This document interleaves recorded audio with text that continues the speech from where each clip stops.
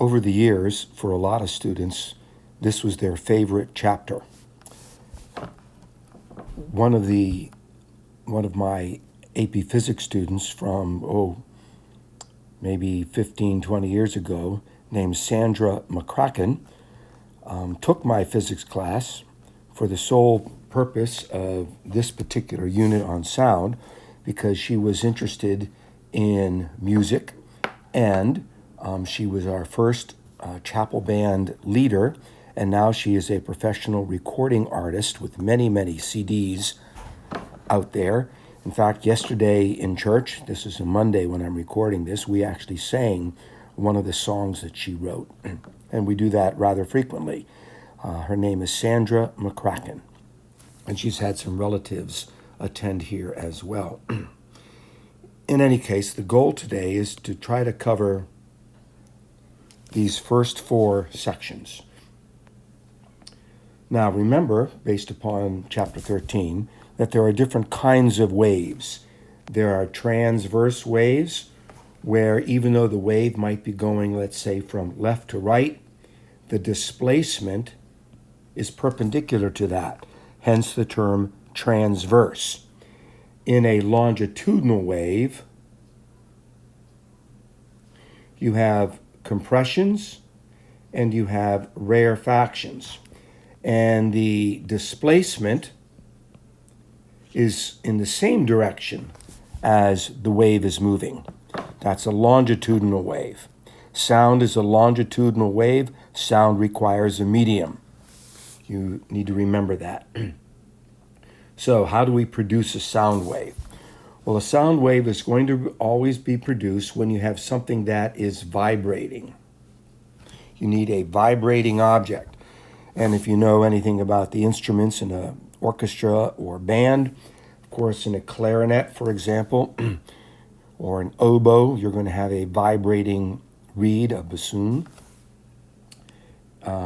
Violins and cellos and violas and basses and guitars and banjos and ukuleles and pianos have vibrating strings. In percussion, we have something that's going to be vibrating, a drum head, for example. A lot of times in your instruments that you blow through, like trombones and trumpets and tubas and baritones and flutes, the thing that's going to be vibrating is going to be a flow of air as it tries to expand in the tube, bounces off the interior of the tube, and comes back together again and creates compressions and rarefactions as it's going through a tube. And of course, your voice is the result of vocal cords, that as the air rushes from the diaphragmatic muscles, pushing air out of your lungs, going through the vibrating vocal cords, we learn to control those without even thinking about it, in order to create our when we talk and when we sing. Now, like I said before, sound waves require a medium, so this is a vocabulary word that has different meanings in different contexts. We have the word medium, for example, if we're talking in statistics. We have the word median or medium sometimes when we think about the area, some unpaved land in between lanes of traffic. Might be a slightly different spelling, but it all sounds very similar. We can say medium is just sort of something that's average, not extreme on either side. But in this case, a medium is the material through which the sound is traveling. Now, a light, for example, can travel through the medium of space, because space is almost a vacuum. At the point, it has maybe 1 particle per cubic centimeter of space, where the particle might be an electron or a nuclei or a fraction of a nuclei. And that's not nearly dense enough to sustain a sound wave going through it. Now, oftentimes when we talk about sound, we talk about the simplest kind of sound, the purest kind of sound, a sound that would not have combinations of overtones like in the musical instruments. and like the kind of sound produced by a tuning fork, where the tines on the tuning fork, there's the word tine, those are the prongs, if you will, that vibrate back and forth, create compressions and rarefactions. So if we look over here at the picture on the right, you can see that when my when this tine moves that way and that tine moves that way, it creates a compression. And then this part here is where the air is more spread out, so that would be a rarefaction. And of course, as it goes back and forth, it's going to produce another compression, another rarefaction, another compression as the sound waves travel away from the tines on the tuning fork. The rarefaction is created when the tine moves inward and pulls some of that air that's compressed away. So we have compressions and rarefactions in longitudinal waves, and the tuning fork illustrates that very well. Now, the picture here at the bottom of the page enables us to correlate a compressional wave. This one right here is our compressional wave, sometimes called a longitudinal wave. And we can correlate that with a transverse wave, a sinusoidal wave. And for example, we can say, let the peak represent the greatest amount of compression. If this is my y-axis over here on the left, we can talk about the amount of compression or squeeze together or density, if you will, of the medium. And so we have a high density there, and we have a high density there. And in between, we have a we have a high density there, there, and there. And in between here, we have our lowest density at the bottom. And this would correlate with a compression. And down here would correspond to a rarefaction. And so this would be our average in there in the middle. And this would be max up here, and down here would be our min, as far as the density of the medium is concerned. So you can see the correlation between crests and troughs and compressions and rarefactions. We also want to talk about the speed of sound. And when sound travels through a medium, it's going to travel with a certain speed, so many meters per second. And of course, that all depends upon what that medium happens to be. And we'll get more into that as we go through the chapter. And we're going to talk about the root mean squared, where because sound waves are going in both directions, you could talk about the positive direction and the negative direction, but if you were to add them up, they would cancel each other out. So what we do is we square both sides to get rid of negative numbers, and then in order to get our mean, we take the square root. And that gives us our root mean squared speed of the molecules. You might remember that from a previous chapter as well. So, section 14.2, characteristics of sound waves. Let's look at the dark print here. The motion of the elements of the medium, now by element we're using the word kind of loosely here, whatever the medium happens to be made of, is back and forth along the direction in which the wave travels. I drew that picture just a few minutes ago. As opposed to the displacement being perpendicular to the direction of the wave, it is in the same direction or the same line back and forth as the direction of the wave, as opposed to a transverse wave where it's at a right angle, it's perpendicular. The displacement in the medium is maybe this way back and forth, but the wave is traveling this way. Categories of sound waves. One way to categorize sound waves are based upon the waves that we can hear and the waves we can't hear. The waves that we can hear, we would say, are audible, and the waves we can't hear, that are inaudible, might be due to one of two reasons. It might be because its frequency is too high, or it might be because its frequency is too low. So this would be a frequency that's too high, too low, infra. so it would be less than 20. And ultrasonic, ultra means above and beyond, and so this would be higher than we can hear. This would be above 20,000 cycles per second, 20,000 hertz. And of course, there are animals that can hear in the infrasonic region. For example, we now understand that whales can produce extremely low sounds that are maybe a fraction or a few cycles per second, and they can actually hear that sound over many, many kilometers inside the ocean.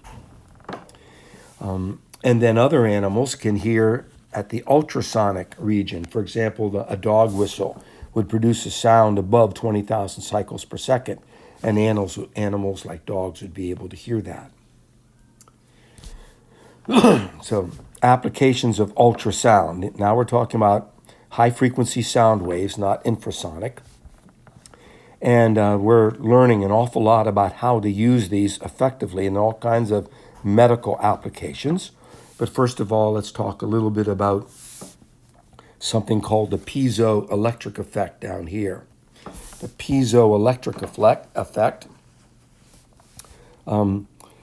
Piezo is a word that corresponds to press, and electric actually comes from the Greek word for amber, because pieces of amber, which are like tree sap, they learned way back during the time of the Greek Empire, this would be even more than 2,000 years ago, that if you rubbed pieces of amber, on your hair or on your clothing, it would become statically charged. Not that they knew what was going on, but they could see the effects of static electricity. So the word electric comes from the Greek word for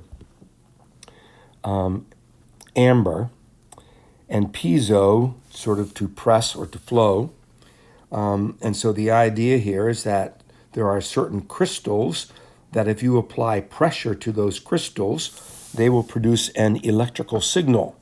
And the converse of that is also, it's reversible, that if you apply a electromagnetic frequency to the crystal, it can produce a pressure on that crystal. And so as that crystal vibrates from pressure and then the release of that pressure, it can create an electrical signal. And the old-fashioned telephones were very much based on, and the old-fashioned radios for that matter, were often called crystal sets, because they would have a crystal that if it picked up a radio signal, that crystal would begin to vibrate. The vibration could be converted into an electrical signal that could go to another crystal that might be in the earphone of the telephone and cause that crystal to vibrate to produce a compressional wave that you would be able to pick up with your ears. And it all depends upon the fact that a sound wave is partially reflected whenever it hits on a boundary between two materials that have a different density. We're going to revisit this idea when we get to light and optics, because light will bend when it enters a medium of a different density. But we take advantage of that fact by using these high-frequency sound waves that will bounce off of tissues of different density, and therefore, if you interpret the reflection of those sound waves correctly, and we use computers, of course, to do that now, you would be able to image the soft tissues of lots of organs in the body, for example, and in particular, not just the organs in the body, but we use this all the time when we are monitoring the development of an unborn baby.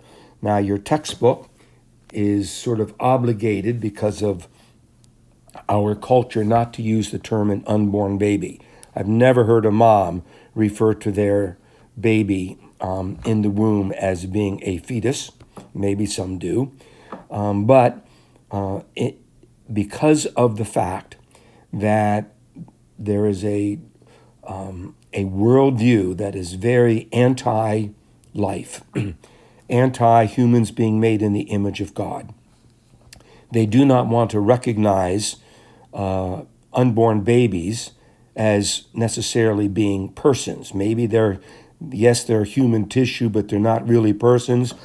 Excuse me. But even if they are,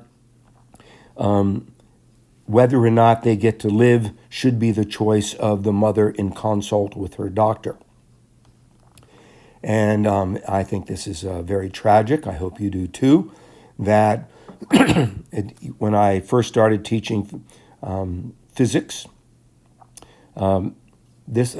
abortions were up to approximately 1.5 million per year in the United States. Gradually, that faded back down, not nearly far enough, to about 1 million per year, maybe 4 or 5 years ago. And now it's gradually picking up again. And of course, we may never know the full number because now there are chemical methods over the counter or just pills that you can take that can abort the unborn baby in the privacy, I guess, of and early on in the pregnancy. And we would never know the statistics behind that. Now, the sound waves, the ultrasound for a baby is much, much better than an X-ray because it doesn't contain the energy of those high-energy photons, and so the cells are not damaged. Because when you would deposit a lot of energy in a cell from an X-ray, it can produce birth defects, because X-rays, of course, can damage DNA and proteins and things like that. And so monitoring the baby's development is more than just, do you want to know if the unborn baby is male or female? But it allows you to see if there might be any complications in the delivery of that baby, or if the baby might need some immediate attention upon being born. Now, we know from statistics, people have gathered this information, that a mom who is considering an abortion, if she sees the ultrasonic image of her unborn baby, is much more likely to decide to carry that baby to term and take care of that baby, or to put it up for adoption at least, because the mom recognizes the individuality and the humanness of that unborn baby, because they can see that baby. They can see the baby's features. In this case, you can see the baby perhaps sucking its thumb. And they recognize this as being a baby.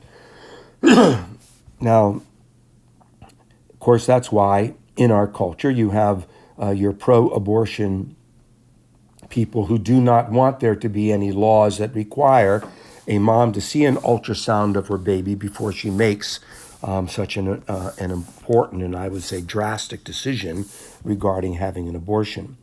We're also living in a culture now that is perfectly fine with having abortions all the way up to the day of birth, which is kind of ironic because if you think of a 40-plus week pregnancy, we are now able to deliver a baby very early at a little bit more than halfway through pregnancy through a C-section, and within several weeks or a month or so in a neo-intensive care unit, the baby can be brought along till it's healthy enough and can continue to live and lead a normal life.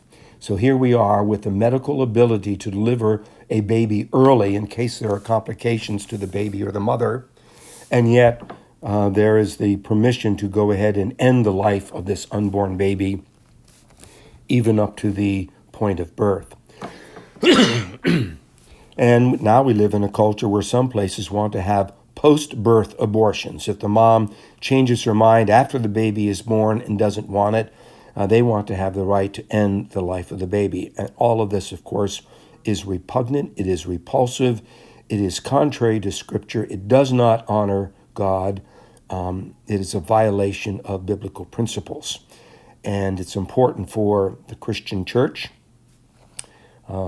That would be the evangelical and the Protestant and the Catholic churches who Catholics in particular have always taken a very, very strong stand against abortion, the practicing Catholics, and all of us should join together and do everything we can because we are pro-life because God is pro-life.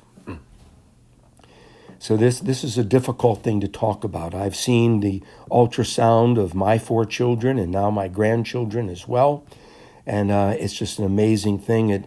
It moves you, brings tears to your eyes, it brings excitement and joy, and then when you think what so many other people do so cavalierly, and it's difficult.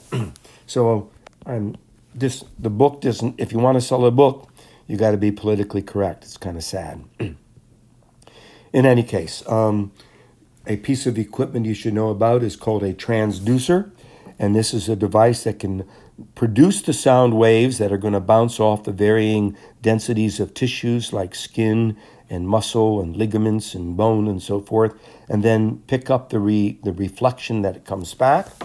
That's called a transducer, and then that can be converted to an electrical signal, and that can be turned into a image on a fluorescent screen, kind of like a TV. Nowadays, we don't use fluorescent screens. We probably use the kinds of TVs you would have in your house, LEDs and so forth. You can look for difficulties. Now, a spontaneous abortion we would call a miscarriage. And so I want to point out here that not all abortions are equal. There is the kind of natural abortion where, for whatever reason, and we seldom know all the reasons, the mother's womb rejects this the development of this unborn baby inside of it and aborts the baby, and that of course is generally tragic to the mom. Sometimes the mom doesn't even know that if it's within a week or 2 of conception. But this is all underneath God's sovereign control. And so a lot of times when people try to make arguments for abortion, they say, well, the body aborts babies naturally, so we're just doing what the body does naturally. And that is a very poor logic, because what God does is very different from a human choice. It's the elective abortions that we are against. Certainly we want to understand why an unborn baby might be aborted naturally or spontaneously, especially when it's later in the pregnancy after several months and the mother knows that the baby's developing, and then the baby she miscarries the baby. That's very, very sad. That is tragic. It's hard to deal with. I know of a lot of moms and moms-to-be who have experienced this. What we should be always standing against is when human beings think that they want to play God and take upon themselves, or think that they have the freedom to choose to abort this human being. This baby is dependent upon the mom, but this baby is an individual absolutely unique from the mom. And of course, even after birth, the baby is dependent upon the mom, and at the very late stages of life, and once again, you become very dependent upon other people.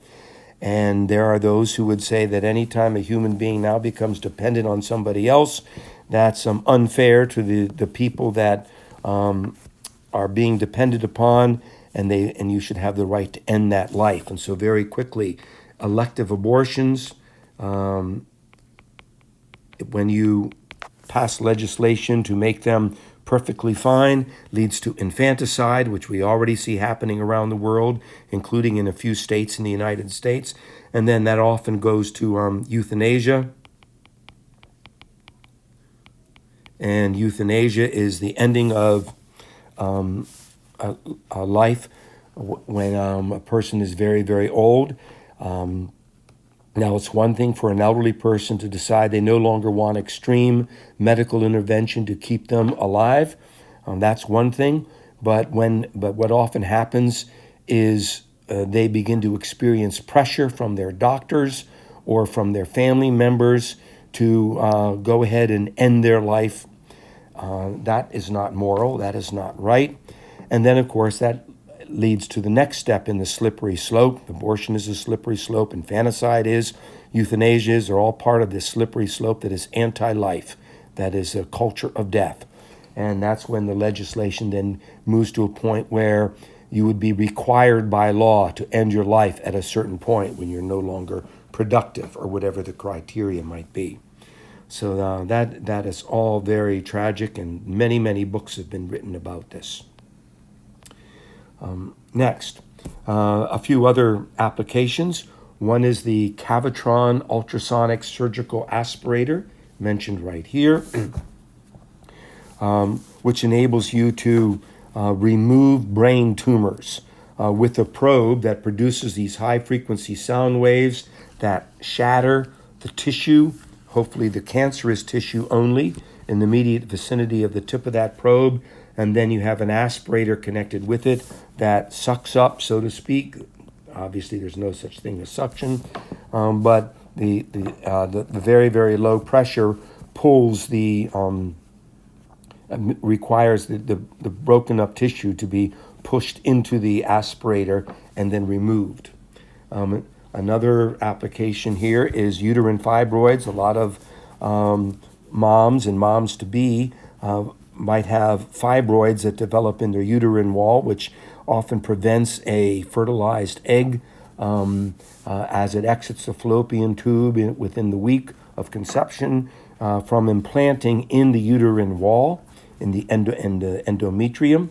And those fibroids then prevent a pregnancy or can very early cause a miscarriage, even perhaps without the mom knowing. And this would be a couple who are desiring to have children and might be unable to because of these fibroids. Well, if you can destroy these fibroids without damaging the uterine wall, then pregnancy becomes possible. And I know of someone who has benefited greatly from this kind of procedure. Also, you can remove tumors from various places because a tumor would have a different density or concentration of cells compared to the surrounding tissue. And that way you would be able to find where it is using ultrasound and then use ultrasound again, a different kind of ultrasound, to break up that tissue. We have this high-intensity focused ultrasound where you might have one or more of these devices all aimed at a particular target so that the intersection of these beams will be in a very, very small area that can heat up the brain tissue and then destroy that brain tissue. We can aim it at kidney stones, for example. And a non-biological application is, for example, if you're into photography or just or maybe even carpentry, you can use ultrasonic ranging units to tell you very, very precisely the distance from one point to another. All right, the speed of sound. This is going to harken back also to an earlier chapter when we were talking about linear and area and bulk moduli. And so the speed of sound wave in a fluid, as we've learned before, depends upon the compressibility of that fluid as well as the inertia of the particles that make up the medium being able to move in whatever container they happen to be as the sound wave passes through it. And this would be the square root of the ratio between the bulk modulus B and the density of the medium. And that would determine what the speed of sound is. And being careful of your units, you'd want the speed of sound to be meters per second.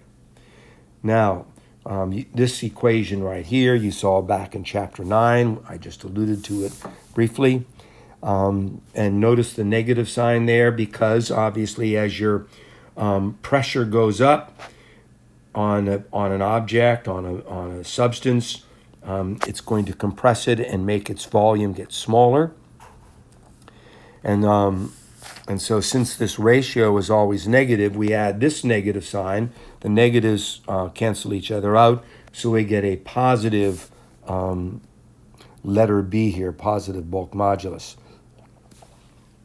Now, a little bit farther on down, more generically then, we can look at this relationship and say that the speed of sound is going to be the square root of whatever the elastic property happens to be of that medium divided by its inertial property. So this would be very general, depending on whether it's a gas, liquid, or solid, and what kind of gas, liquid, or solid. So we can be a little bit more specific. For example, if we have a solid rod, a long solid rod, you might remember your lab with the coefficient of linear expansion. You had a solid rod or maybe a thick, long wire, and the speed of sound through that solid rod would be described by this equation right here, where your elastic property is Young's modulus. You might remember Young's modulus, again from chapter 9. And then this would be the density down here of that particular material. Now this equation then is only valid for a thin solid rod. You would have variations of this equation for other shapes and sizes.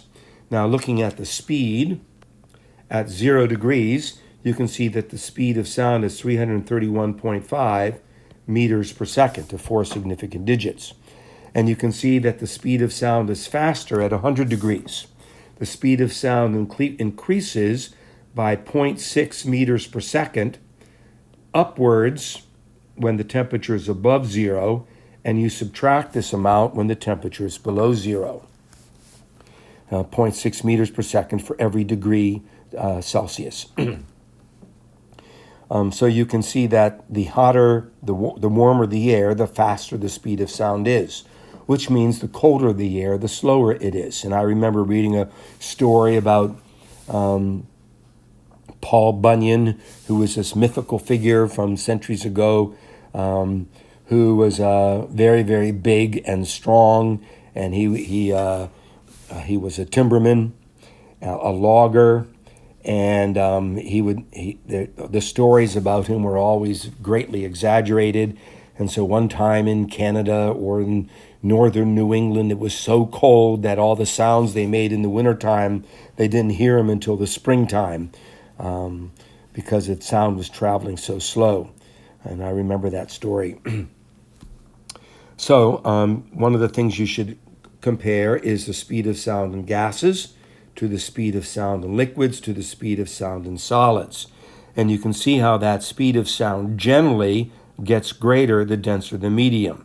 There are variations in that, because a lot depends upon the nature of that medium, especially if you think about solids.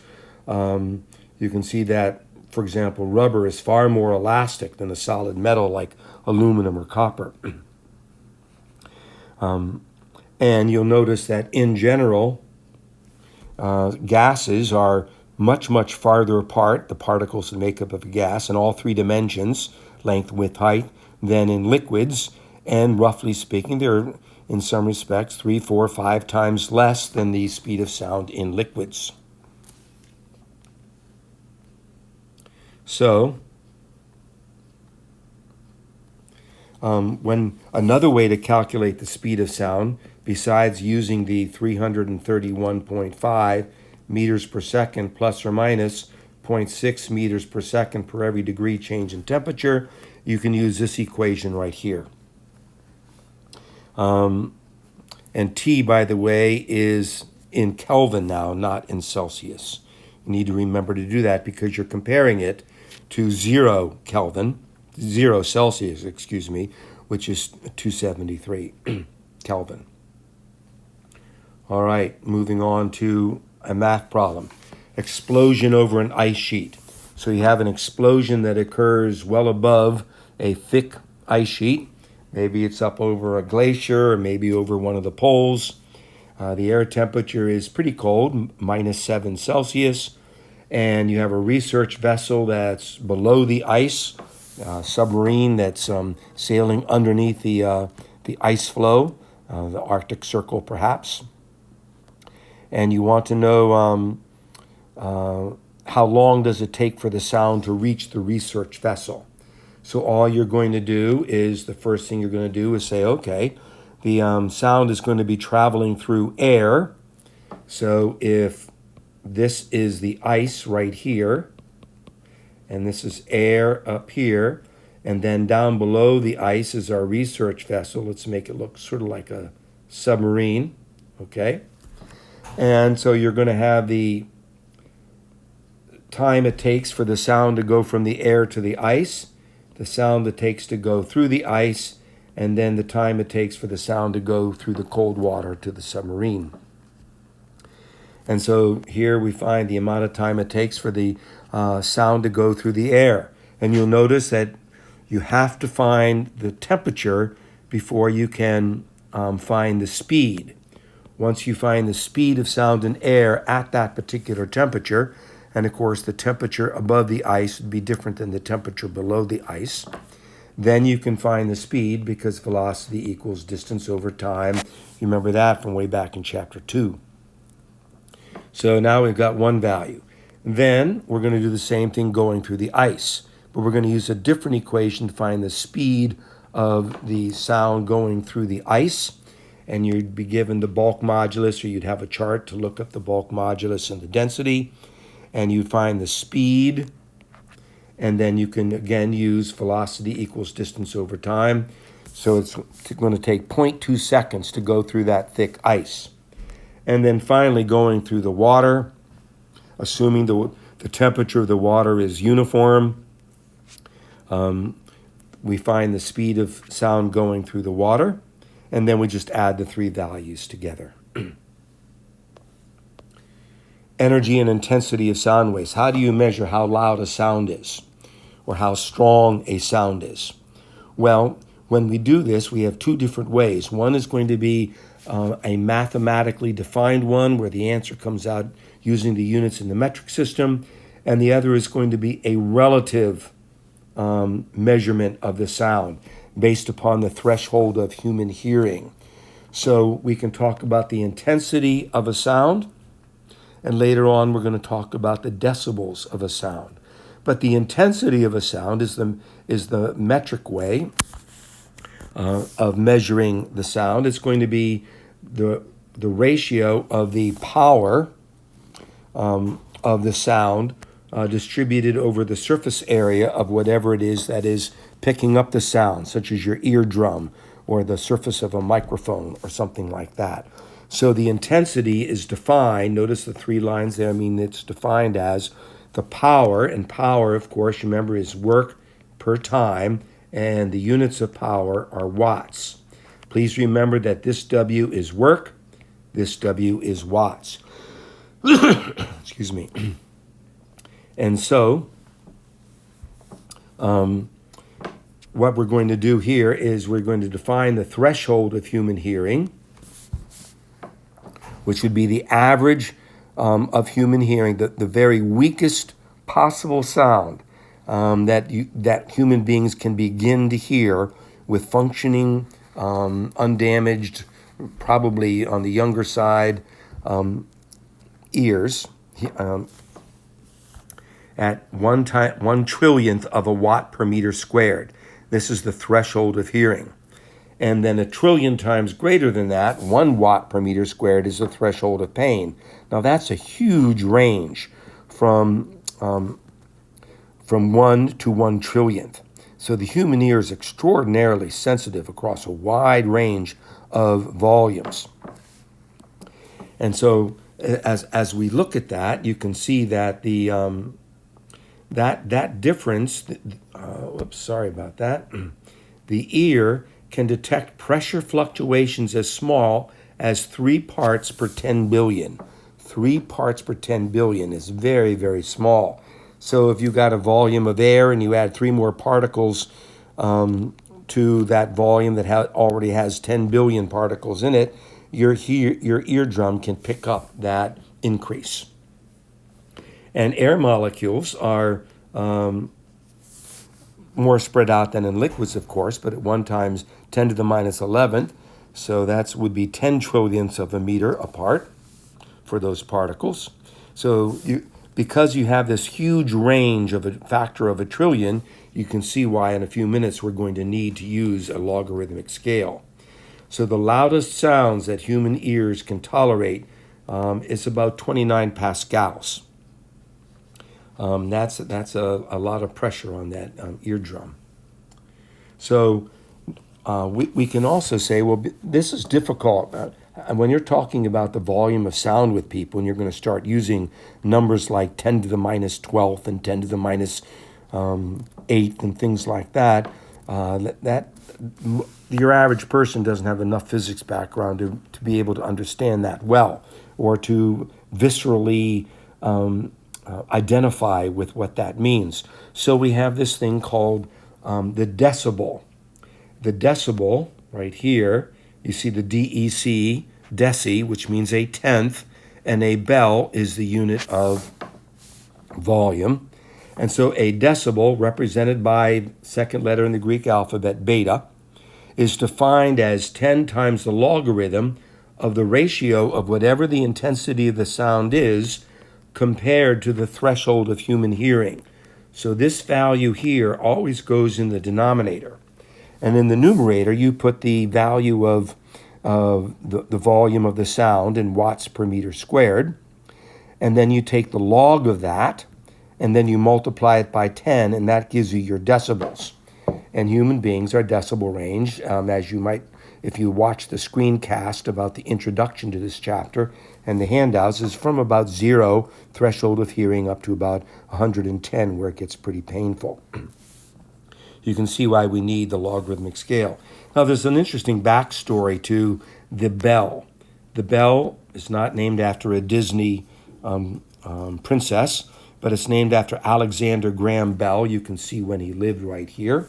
And way back around 1876, working with his assistant named Mr. Watson, he invented what we would call now the telephone. And the very first message sent over a telephone was, "Mr. Watson, come here, I want to see you." And shortly, a few seconds later, Watson shows up and said, I could hear what you said. And that became the telephone, which is absolutely remarkable when you consider the fact that the sound is going to travel very, very, very rapidly, through a wire. And whereas before you had to deliver it, in a sense, by hand. And so, for example, way back in 1776, when we declared our independence from Great Britain, the King of England didn't even know about it until maybe 2 or 3 months later, when it finally made its way across the ocean and he could hear about it. But now, we can communicate with anybody anywhere in the world almost instantaneously. Now, the backstory with Alexander Graham Bell is kind of interesting. An extraordinarily curious person. The reason he was so interested in sound was because his mother was legally deaf, and he wanted to do something about that, even at a very, very young age.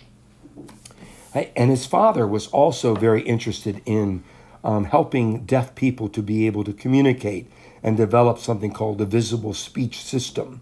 And Alexander, his son, wanted to take it to the next level. Now, later on, Alexander Graham Bell fell in love with Mabel Hubbard, who was also deaf. So Alexander Graham Bell had a deaf wife.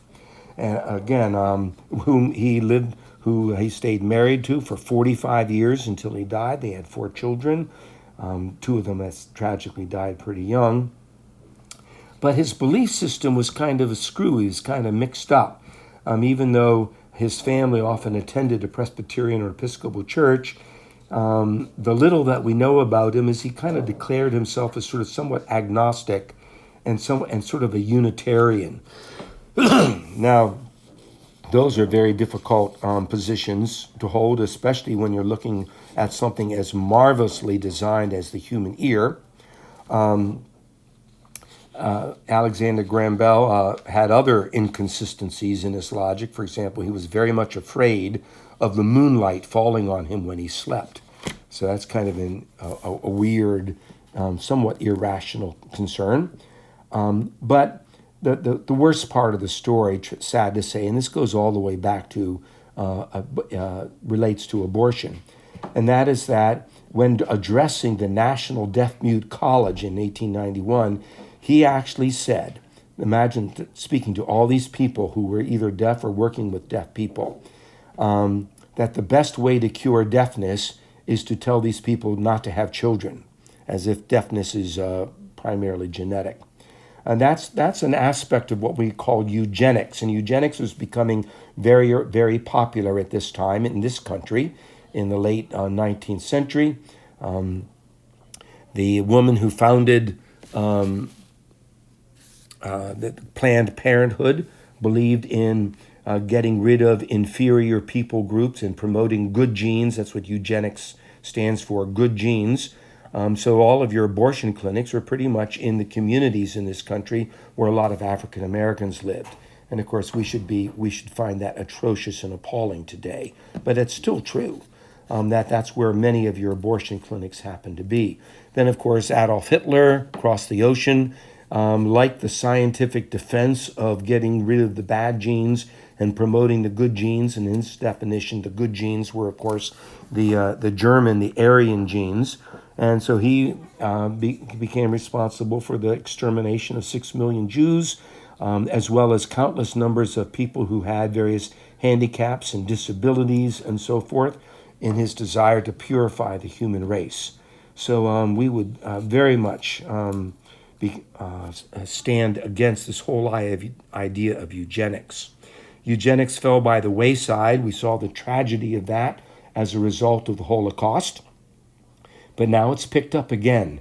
Eugenics is becoming increasingly popular again, unfortunately. And in the area of abortion, infanticide, and euthanasia, getting rid of the bad genes. Now, we can do the math here. I skipped something. For example, if you're talking about the threshold of hearing, and you put that in the numerator, and you compare it to the threshold of hearing, this, of course, cancels out, leaving you with the value of 1, and the logarithm of 1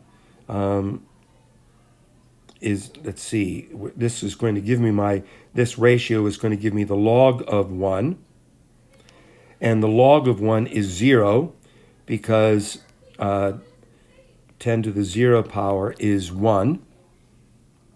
And the log says, what is that exponent? So 1 is 10 to the 0 power, and the exponent is 0. So, and then when you take 10 times 0, you get 0 decibels. Now up here, let's say you have a sound that's 10 times greater in terms of intensity. So 10 to the 11th divided by 10 to the 12th gives me 10 to the first power. And the log of 10 to the first power is 1, and 10 times 1 gives me 10. We can do the same thing down here. And you can do all of these in your head. You should be able to do them in your head as long as these numbers are ones. But now when these numbers become different than 1, you're going to need your calculator in order to calculate the number of decibels based upon the intensity of the sound. And you can see some values right here in this chart from jet airplanes and sirens and rock concerts and so forth, which are very damaging to your ear. Normal conversation in the classroom is somewhere around 70 to 80. Okay. I, of course, grew up without thinking about the damage to my ear. I mowed many lawns from middle school, or even before middle school, but starting to get paid for it as a job in middle school and throughout high school and college to help pay for college. Started working and saving money for college when I was in 8th grade. And the loud, I never wore earphones or something over earmuffs over my ears. So that explains why I can't hear high frequencies. Now, this particular problem shows a very important point. Let's say you have a machine and the noise of that machine is 10 to the minus 5th. So when you compare that to the threshold of hearing, 10 to the minus 12th, you get 10 to the 7th, because you take your negative 5 minus a negative 12, and you get 7, 10 to the 7th. And the log of 10 to the 7th is 7, and then you multiply by 10, and so you get 70 decibels.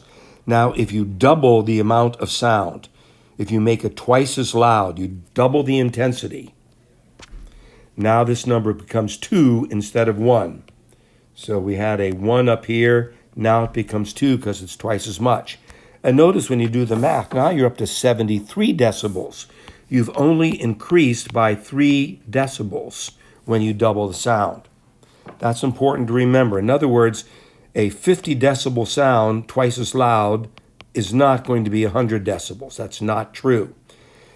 A 50 decibel sound, when you make it twice as loud, is going to be 3 decibels, because 3 decibels is a doubling of the sound. You can also work backwards and say, what if I start off with 77 decibels?